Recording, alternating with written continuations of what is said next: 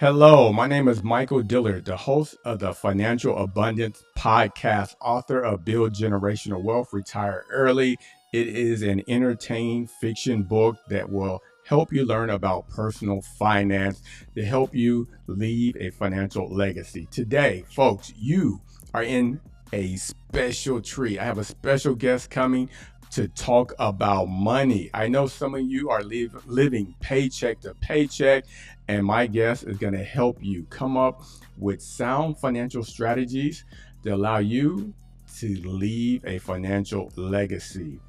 That's right. We have Mr. Steve coming on the show. We have Steve Lewis. Steve, how are you doing today? Hello, Michael. I'm doing well. How are you doing today? Doing great. I enjoyed some of the pre-call conversations. My topic, I can go back and forth. So I am happy that the folks get to listen to a true financial expert today.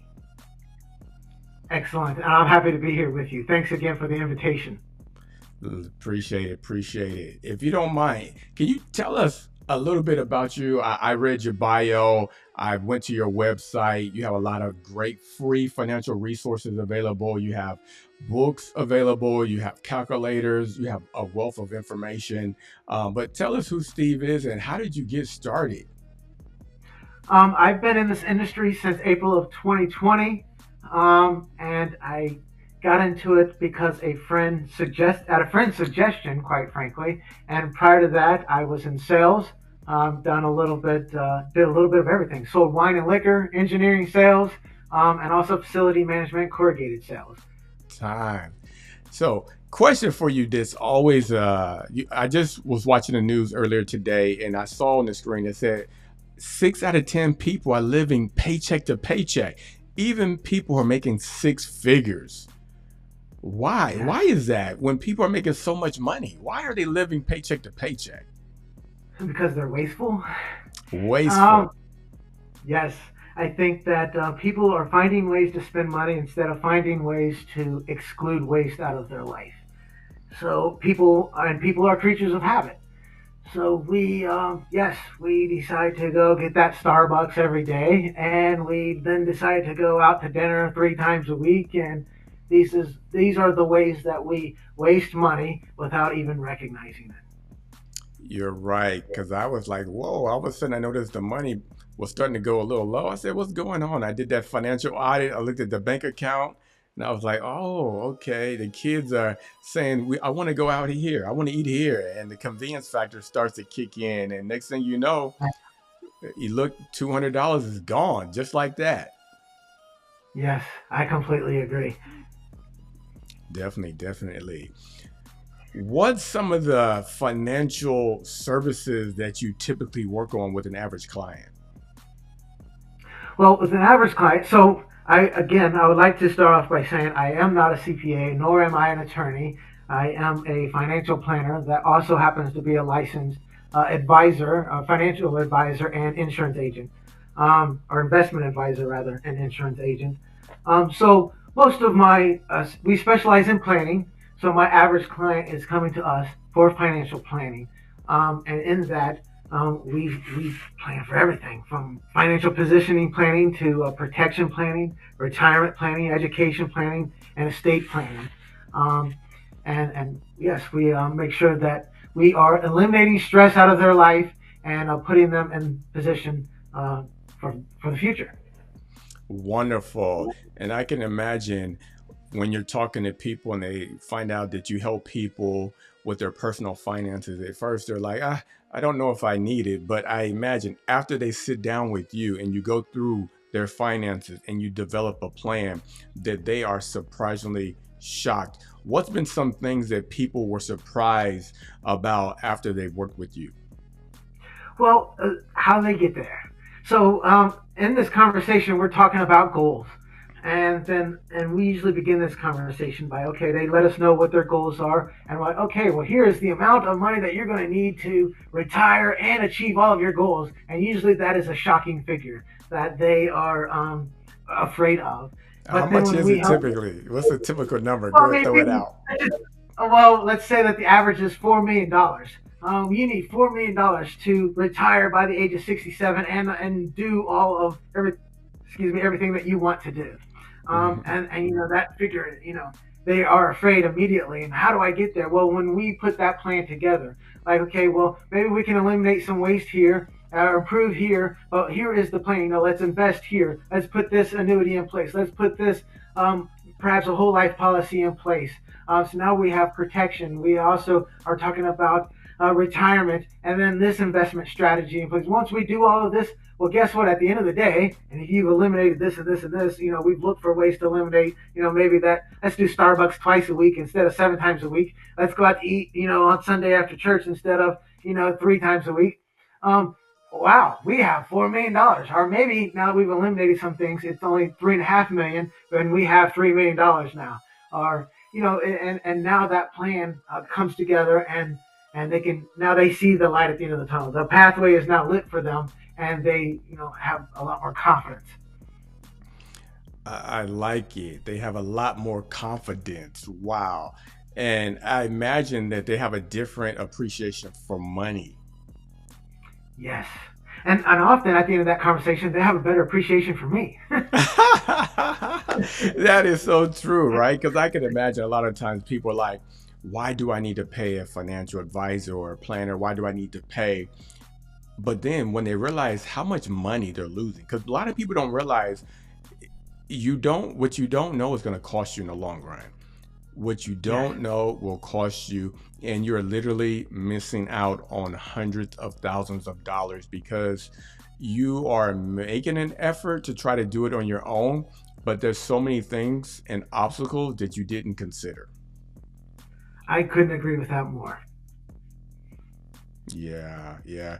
I've noticed when I ask somebody, hey, what are you invested in? Oh, I'm invested at work with my 401k. I say, oh, that's good. But what are you invested in? I don't know. My employer is taking care of that. I'm like, no. What? What? So have you ran into that where people are like, they feel like their employer is investing for them when we know the employer is not. It's just a pathway to putting your money into an account, and you need to know what it's in. Yes, that is correct. And yes, I have run into people that are they're doing the right thing by investing in a 401k, and they're doing the right thing by getting that employer match, but they have no idea what it's invested in, or even what the strategy as a whole is. They have no idea if it's growth, or if they are, or if they're invested in a strategy that's more conservative. They have no idea. And I've seen where I've talked to two employees from the same employer that have picked different strategies. And you can see one strategy is exploded versus where this guy has worked 30 years and has half the amount of money because they picked the wrong strategy or they didn't speak to someone about it. And this is again the value of speaking to an investment advisor or a financial planner. Happens every single day, Steve. I talk to so many people who just don't realize that two people are doing the same job, but one person is going to be able to retire 5 years earlier than the other, all because they chose the right investment and the others did not take time to do their research to understand how their money was going to compound over time. This is so true. And if you're afraid of doing the research, are you not even sure how to do the research? Again, this is why an investment advisor or financial planner is important. All right. Now, some people are afraid to invest their money. They're like, oh, the stock market is, I don't know what's going to go. It's always going down. That's what some people might say. But we know that's just a myth, a scare tactic. But what say you? Well, I would say that that myth has been created by someone that wants to sell you a whole life policy or an annuity. And I'm all about guaranteed products. If that is a genuine fear of yours, come see me. I'll sell you a whole life policy or an annuity. But before I do that, we are going to have this conversation. We're going to look at the trends. What has the market really done? What has the S&P done? What have the different funds done? Let's look at what your fears are and address your fears. And if you still have that fear at the end of that conversation, then again, there are also different investment strategies for the different types of fears that people have. But there is a plethora of guaranteed products out there. If someone is so bound by their fears that they can't put money into the market. Definitely, definitely.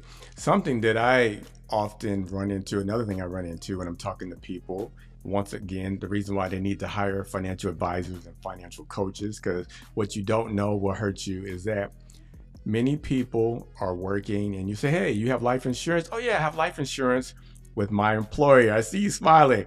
And we already know 5 years later, are you still going to be with that same employer?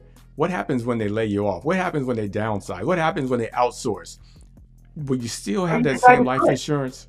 Or and then exactly, or you decide to quit, you decide to open up your own business, or you decide to retire. Yes. Well, that policy then goes away. You do not own that policy. You Um, don't. well, about 98% of the time that's true. But and then you're older. So now you're going to go out and try to purchase a life insurance policy at an older age, and maybe you have a health condition or something that you did not have 5 years ago. That's going to make that more expensive. So I always suggest to people that you have your own protection in place. Exactly, exactly. Who are some of the financial gurus that you look up to? Ooh, well, to be quite honest with you, there are several. I work closely with an agency that has several great guys in this agency that I am often running towards.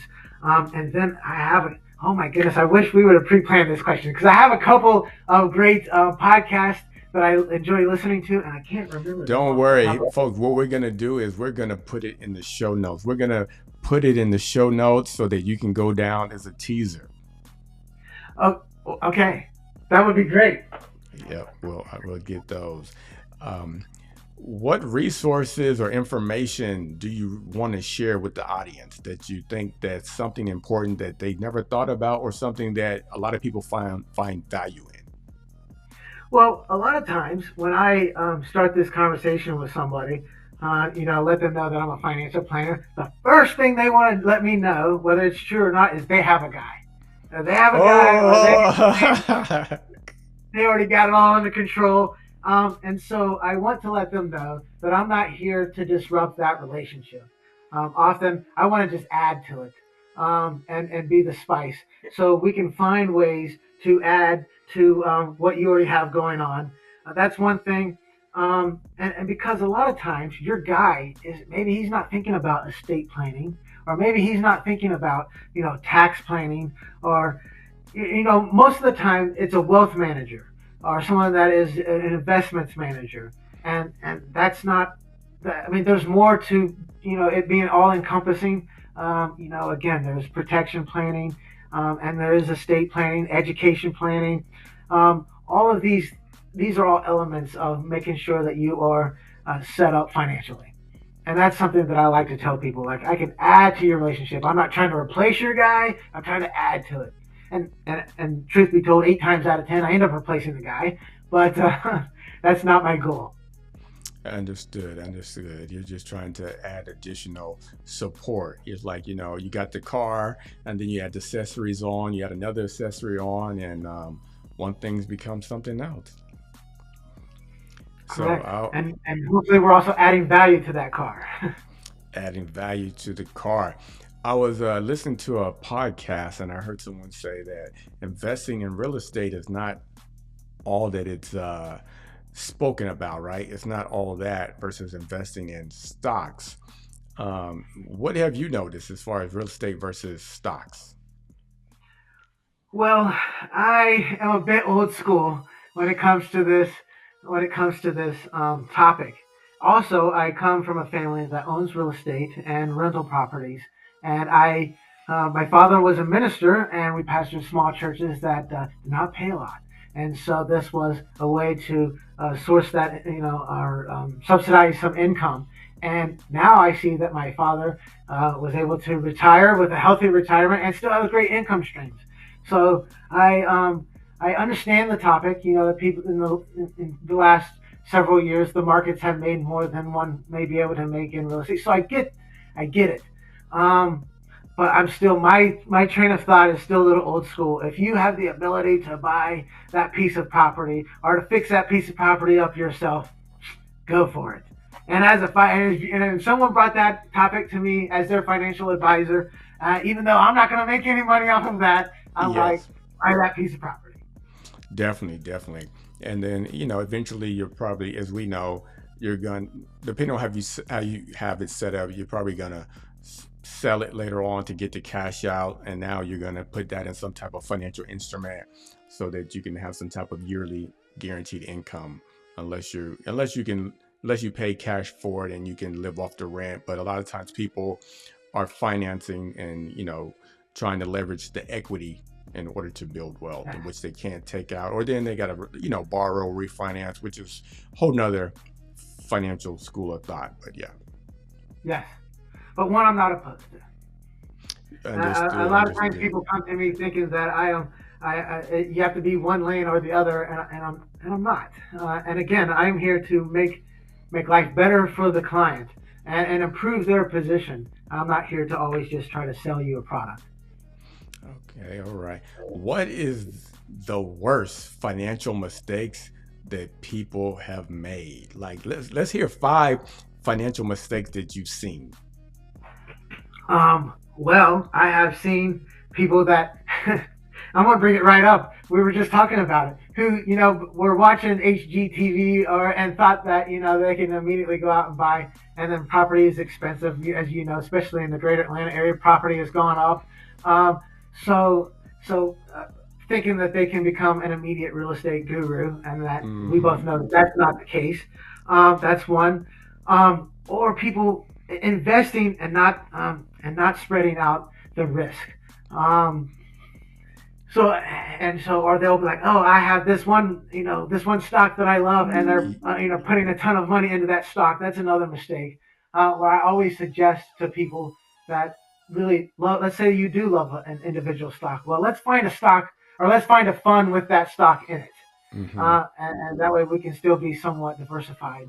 Um, but that's the other mistake that I see made. And then often I see people will put more weight into advice that they are getting from their friends or family than instead of going to anyone else outside of their friends and family group. But Right. especially go to a financial coach such as yourself or a financial advisor, and make sure that, or even just sometimes they're going getting their advice from social media, which Yep. um, which I find to be um, at times hilarious. But that's the trend for this new generation is that they are searching literally instead of going to Google, they're literally searching TikTok, and then someone who's 25 years old will pop up and give them financial advice that they will run with. you know? And it's coming from someone who's just trying to get clicks. Right, right. Because we know it's something I've been talking about recently. I realize more and more that money is emotional, right? Because you have emotion versus logic. A lot of times people are like, I don't know what happened. I don't know what happened. It's the emotional aspect. What about you? I completely agree with this. So, I have always said that when I get to a fact find, if someone comes to me and we've decided to work together and I start to do an in depth fact find about them, that is a very intimate conversation. So, if we are having this intimate conversation, that client will be a client of mine for as long as they need a financial planner, Mhm. because now we have shared that moment of intimacy and we overcome fears. We overcome, and it really is about it is emotional. It is emotional moment.